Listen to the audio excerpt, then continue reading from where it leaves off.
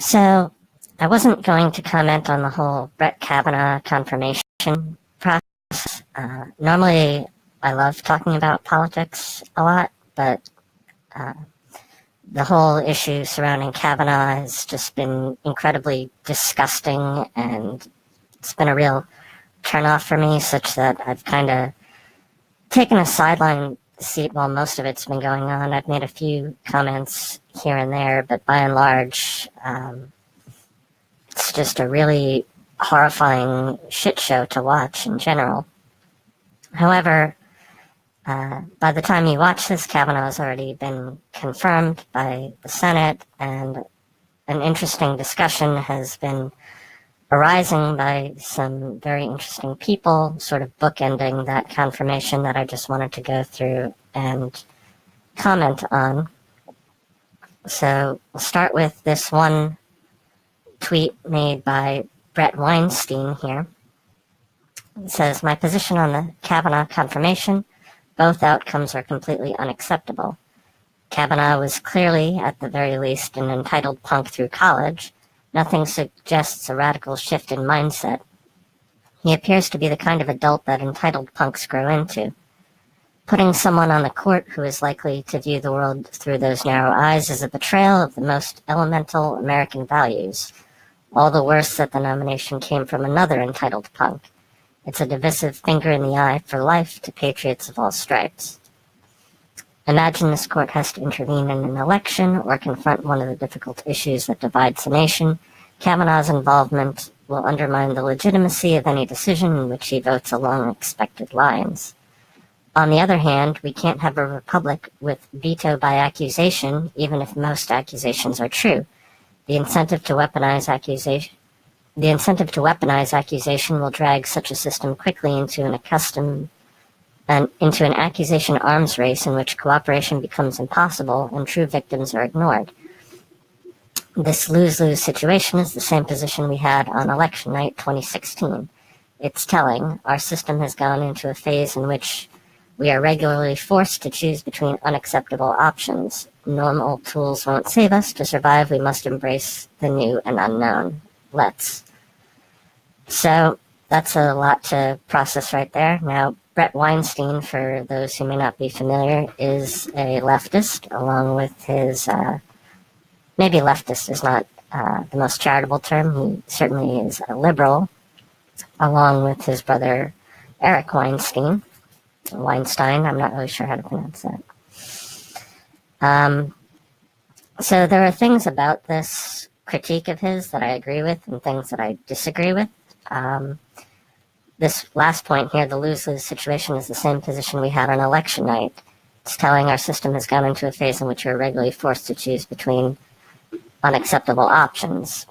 So that part is definitely correct. We do have a first-past-the-post electoral system in which we are, for statistical reasons, essentially forced to pick the lesser of two evils. Now, a lot of people were very disgusted by the 2016 election, which pitted Hillary Clinton, who is a horrible person, against Donald Trump, who many people view as a horrible person. There are people in either camp who view them as pretty good people. I know Larry King, for instance. I just watched his interview with Dave Rubin, was talking about Hillary Clinton, how he voted for her and thought she was a wonderful person. My own views on Donald Trump were largely influenced by Stefan Molyneux, who is a Canadian anarchist philosopher who has no stake in the American election, but made a fairly compelling case as to why Donald Trump was actually different this time. I'm not going to get into all the details of that. Suffice to say, there are many different perspectives of what the outcome was going to be and where each candidate fell. I've been calling for a long time that we definitely need new tools to reform the voting system, at the very least, to get a ranked choice voting system. You can look up CGP Gray's videos on the electoral system if you want to know more about that. So I agree with Brett on that. However, I do think that, and this is my own personal perspective, I know other people disagree with this, I do think that Donald Trump was the lesser of two evils in that case. It seems people like Brett would disagree with that. And in aggregate, I think he's been doing pretty well. I feel sort of vindicated for that decision. However, he's also correct when he says that we can't have a republic with veto by accusation. And he's absolutely correct when he's saying that the Kavanaugh confirmation hearings, if the Senate didn't appoint him, then it would definitely create an incentive to weaponize accusations. Now, the Democrats, when Obama was in office, they chose to change the rules from a simple gentleman's agreement where you needed a majority, more than a simple majority to confirm any candidate, and they essentially changed the rules that said you needed a simple 51 majority, what they call the nuclear option, in order to pass any appointee. So that's coming to bite them in the ass now with the Kavanaugh hearing. Now you can imagine the reverse happening as well, where if Kavanaugh didn't get appointed and approved, then the next time the Democrats were to appoint somebody, you would have a greater incentive for someone from the right, for political reasons, whether it's a woman or whatever, coming up and making some outrageous accusation against whoever their nominee is, and rather than discussing that person's character, their flaws, their policies, their positions, or whatever, we'll have to deal with these false and politically motivated accusations. What Brett is talking about is this very dangerous precedent of, if we simply just believe people at their face and accept whatever they say and treat it as credible in all instances, then it essentially inverts the presumption of innocence and we have presumption of guilt. And that is not the kind of world that you want to live in. If you are feeling quite upset and passionate about what's going on right now with Kavanaugh, simply try and put yourself in his shoes for a minute, okay? Let's assume that you're somebody who was, we'll assume for sake of argument here that Kavanaugh is completely innocent, all right? So if you're completely innocent of some charge and somebody comes up to you and makes sort of an outlandish accusation that you're a rapist and you gang raped somebody and a whole 30 years ago, I mean, how would you feel about that? Okay, so we don't want to live in the world where people can destroy other people's lives over mere accusations. We're already kind of seeing that a little bit in the wake of the Me Too movement, and we saw a lot of that with the back and forths with Kathy Griffin and Roseanne and all these other scandals. It's frankly a very scary time to be a human being.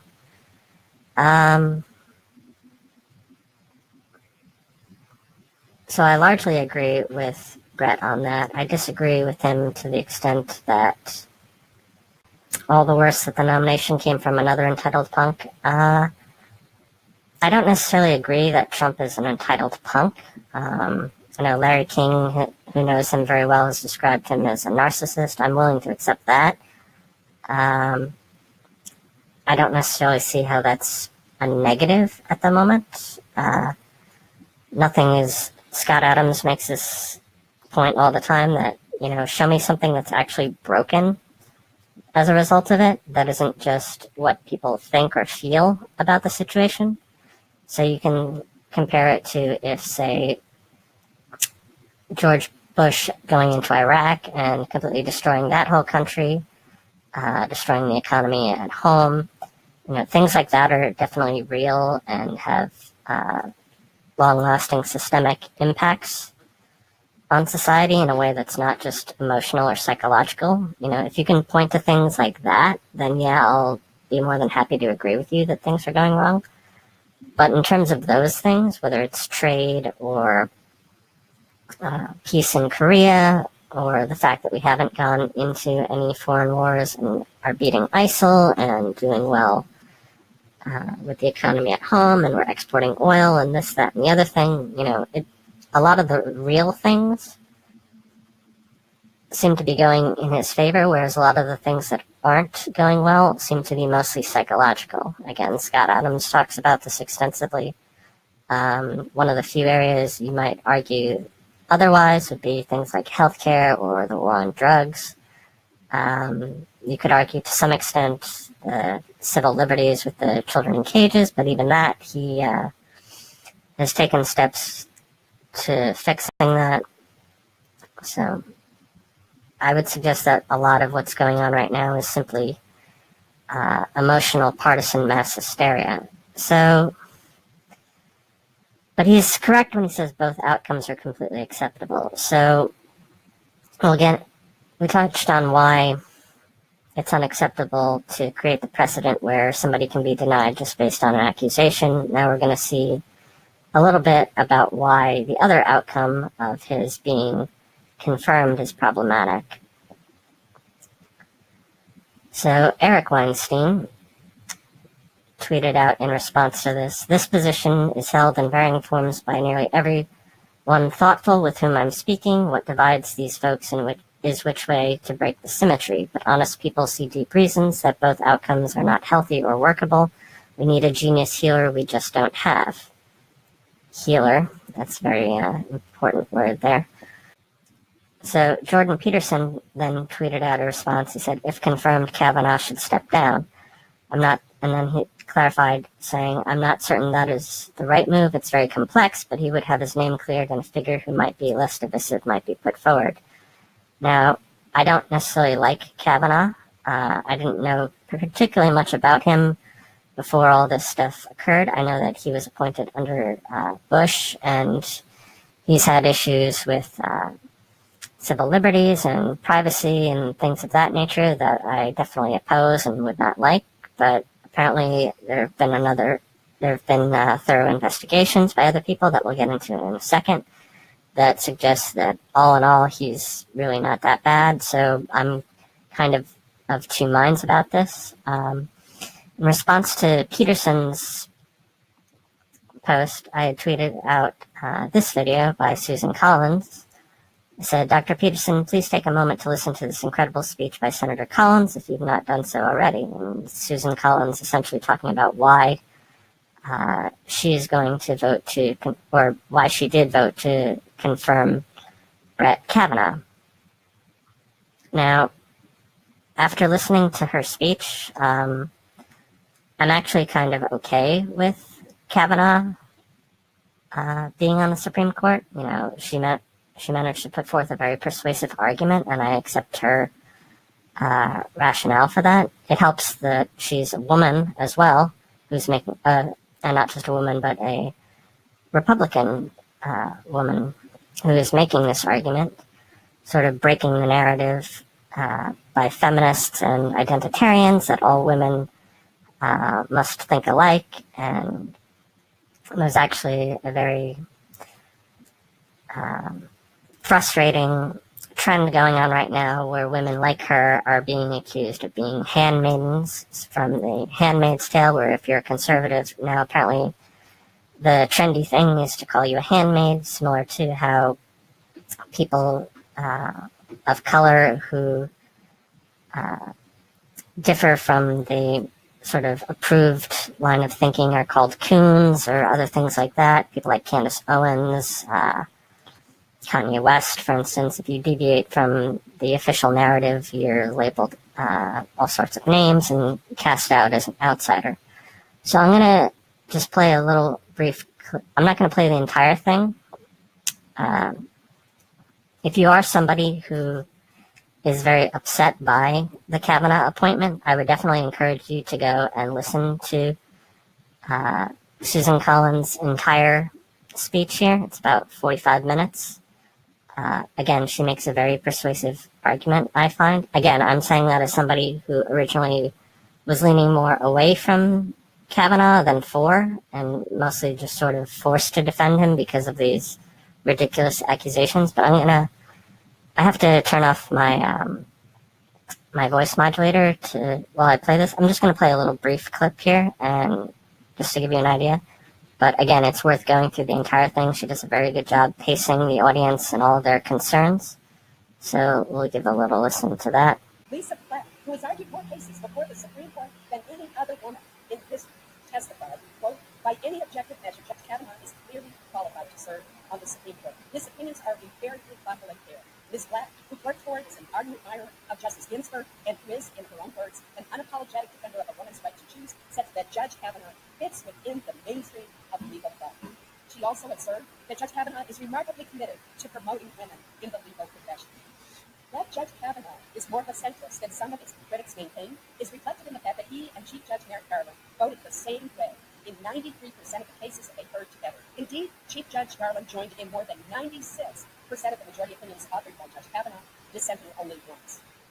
Despite all this, after weeks of reviewing Judge Kavanaugh's record and listening to 32 hours of his testimony, the Senate's advice and consent vote was thrown into a tailspin following the allegations of sexual assault by Professor Christine Blasey Ford. The confirmation process now involves evaluating whether or not Judge Kavanaugh committed sexual assault and lied about it to the judiciary committee. Some argue that because this is a lifetime appointment to our highest courts, the public interest requires that doubts be resolved against the nominee. Others see the public interest as embodied in our long-established tradition of affording to those accused of misconduct a presumption of innocence. In cases in which the facts are unclear, they would argue that the question should be resolved in favor of the nominee. Mr. President, I understand both viewpoints. This debate is complicated further by the fact that the Senate confirmation process is not a trial. But certain fundamental legal principles about due process, the presumption of innocence, and fairness do bear on my thinking, and I cannot abandon them. In evaluating any given claim of misconduct, we will be ill-served in the long run if we abandon the presumption of innocence and fairness, tempting though it may be.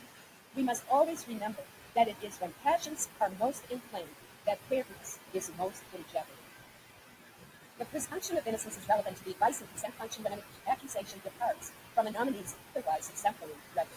I worry that departing from this presumption could lead to a lack of public faith in the judiciary and would be hugely damaging to the confirmation process moving forward. Some of the allegations levied against Judge Kavanaugh illustrate why the presumption of innocence is so important. I am thinking in particular not of the allegations faced by Professor Ford, but of the allegation that when he was a teenager, Judge Kavanaugh drugged multiple girls and used their weekend state to facilitate gang behavior. This outlandish allegation was put forward without any credible supporting evidence and simply parroted public statements about it. That such an allegation can find its way into the Supreme Court confirmation process is a stark reminder about why the presumption of innocence is so ingrained in our American consciousness. So, yeah, that's a pretty powerful statement coming from Senator Collins there. She's absolutely correct when she talks about fairness being thrown out the window when passions are involved, and that this entire process reinforces why we need the presumption of innocence as a cornerstone within our legal framework. Again, put yourself in Kavanaugh's shoes. In fact, we'll talk about that in a minute. First, I wanted to talk about this tweet by Scott Adams, who weighed in on this dialogue between Peterson and the Weinsteins, where he says, "This feels like a terrible idea to me, but because smart people are saying it, I'm open to hearing the argument about why Kavanaugh should step down if he is confirmed." So I just briefly replied here, sort of reiterating what Brett was saying before, as well as some of my own thoughts. The argument is that even if innocent, he is compromised by the process and can't be as effective. Confirmation preserves the system, but his stepping down preserves his character and heals the divide between his backers and those who think he's a rapist. If he stays, half the country will never accept his decision, and it will have the appearance of reinforcing partisanship and defending rape culture, even in spite of Senator Collins' passionate speech. The left, we know, are prone to riots, and it'll be a Pyrrhic victory. Someone like Amy Barrett could undo all that while still being a thorn in the left side, because she's more conservative than Kavanaugh, but the left can't use identity politics against her. If anything, they'd be compelled to side with her on that basis. So essentially what I mean by this is, now that Kavanaugh is confirmed, we're going to see, I predict, a lot of people absolutely losing their shit over this, particularly left-leaning women who, after the election of Donald Trump, were already hysterical and thinking that, oh my God, we're living in the Handmaid's Tale, living under oppressive rape culture, capitalist patriarchy. Again, most of this is psychological. Nothing, like, I'm open to somebody pointing to something that actually is occurring as a result of this, but for the most part, all I see is this is just something in people's minds that they're projecting and are predicting is going to happen, but has thus far not come to pass. Styx Hexenhammer is often referred to this as a moral panic, much like the burning times, and in fact, as much as I don't like Lindsey Graham, he's actually been one of the few people that's been honorable in this entire process. And, he jokingly suggested, why don't we dunk Kavanaugh in underwater and essentially see if he's a witch or not. That's the sort of levels of hysteria that we're witnessing right now. So I think as a pragmatic call, Kavanaugh should probably step down. The other concern is that even if he's innocent, then his own emotional state and the emotional state of his family is, I would have to imagine, incredibly compromised right now. How easily would it be for somebody to continue leaning on that and, sort of blackmail him into voting a particular way by making threats to his family or whatever. Again, it's not right. I don't think that we should necessarily kowtow to radical leftists, but just, again, as a pragmatic argument, the entire system is going to be much less efficient with him on it, I think.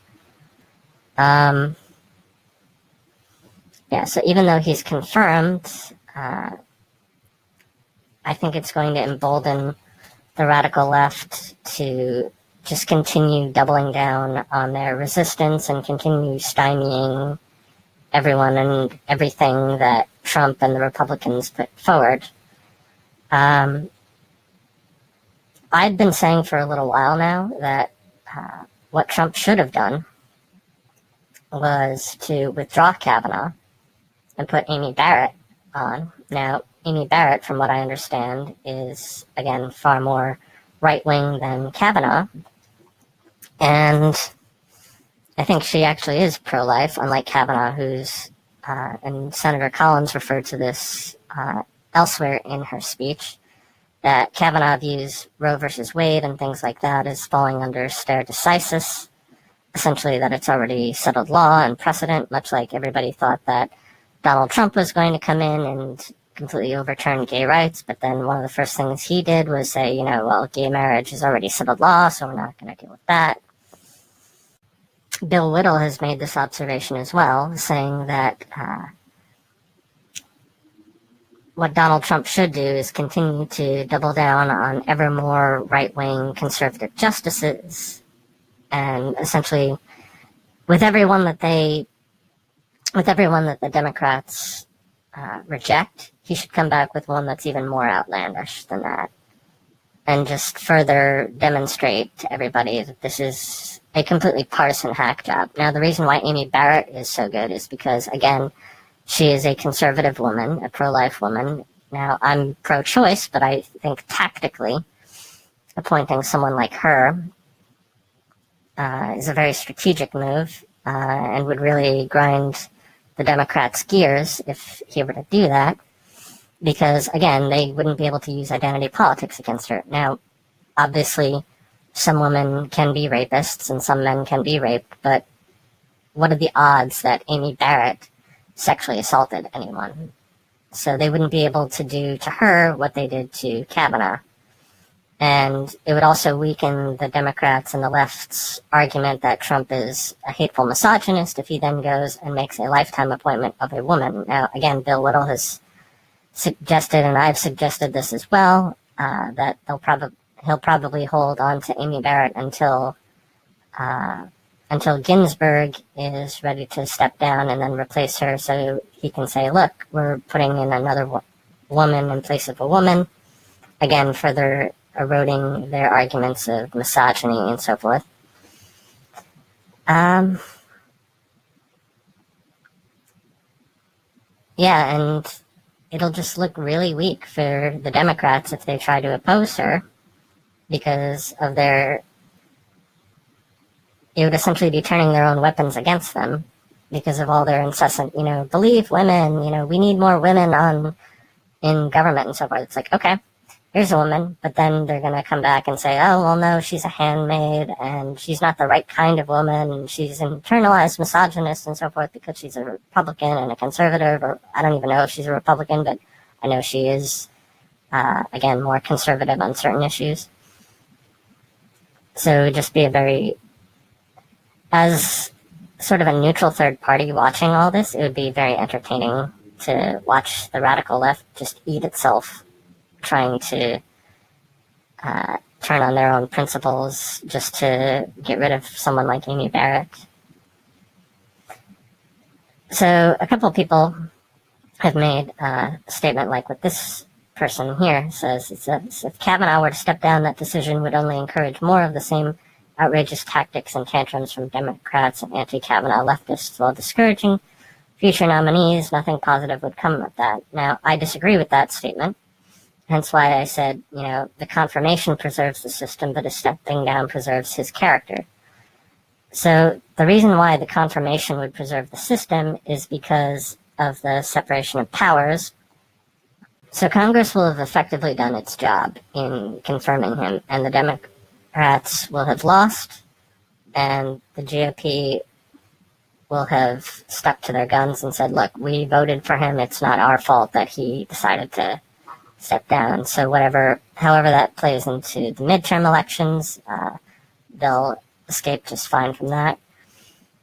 Kavanaugh could essentially he would essentially get a free pass to say, whatever excuse he wanted to come up with. He could say, I've received threats from my family. This has been completely emotional. As much as I would love to do this, the tactics of the left have just been completely outrageous and disgusting. And he could pull a Frank Underwood and say, I respect the authority and the dignity of this office too much to continue serving on it, something like that. Again, he would essentially be able to use whatever excuse he wanted, and people would feel sympathy for him because of everything that he's gone through. And then Trump could just, like I said, follow up with someone like Amy Barrett to further punish them. And that it would still keep the integrity of the system in place. Moving on. So there's this tweet, I guess either yesterday or this morning, from Governor Phil Murphy, who's the governor of my state, New Jersey. He said, appalled that the Senate will confirm Judge Kavanaugh's nomination, given the doubts that have been raised about his temperament and character and his extreme conservative record, he should have no place on the highest court in the land. Now, I created this hashtag Lawless Murphy to sort of brand him with a forever name in response to a lot of the policies and statements that he's made of similar effect to this. I wrote an entire blog post about my thoughts on Murphy versus Kim Guadagno, so you can read through that if you want to know more about sort of local New Jersey politics. But this statement is very indicative of the mindset of the left, but also very disconcerting at the same time. So I simply tweeted out, we'll see what your temperament is like when someone tries to defame your character with accusations of rape. Let's assume for a second that Dr. Ford was completely telling the truth, and not only did she believe what she was saying, but that she was accurate in the details, and that Brett Kavanaugh was really some horrible rapist or whatever. If that were the case, then we wouldn't be having a hearing about his appointment on the Supreme Court. We should be having a trial, essentially. Okay? And this is another reason why people talk about the presumption of innocence, because of the particular charge that's being levied against him is a criminal charge. And people are suggesting that they deny him a position based on the accusation of a criminal action. It's not just that, he said disparaging remarks to women, it's that he actually sexually assaulted someone is what they're claiming. And the left believes this claim, so again, if we're to believe her claim, why are we not having a full trial about this? But Murphy's not talking about that aspect of it. He's simply referring to Kavanaugh's temperament and his character. Okay, well, as I said before, we'll see how you do, not just Murphy, but anybody that holds this position. He got angry and threw a tantrum and broke down crying during his hearing. It's like, okay, well, his family is destroyed. He's being accused of these horrible crimes where he and he alone really has the benefit of knowing whether he actually did it or not. And at least from what I've observed, he seems to believe what he's saying. So, as Senator Collins mentions elsewhere in her speech, we have to go by what's more likely than not. And given how all the supporting evidence, all the supporting testimony relating to Ford's accusations have sort of fallen through the floor, it seems more likely than not that he didn't do this, and she's just making it up for whatever reason, whether it's misidentification or political hackery. Something else that's very disconcerting about this is Murphy saying Kavanaugh should be disqualified because of his extreme conservative record. Okay, so are you suggesting that conservatives should not have a place on the Supreme Court? Generally, when we talk about the judiciary and conservatism, we usually mean strict constructionists. Now, as a minarchist and a libertarian, I would love to have 9 strict constructionists on the Supreme Court. Somebody like Judge Alex Napolitano, for instance. People with the mindset of Ron Paul. If we could have 9 people like that on the Supreme Court, that would be regarded as extremely conservative, but would actually be in keeping with the law and make for a better society. So, this is the kind of bullshit that I have to deal with in my home state. And it's just purely partisan. Hashtag party of hate. This is not coming from a place of reason. It's coming from a place of hatred. Whoever Trump appointed, they were going to oppose. And Sargon, I believe, did an entire video talking about this already, where it was already pre-decided. I forget whether it was Sargon or Bill Whittle, actually, that was talking about this.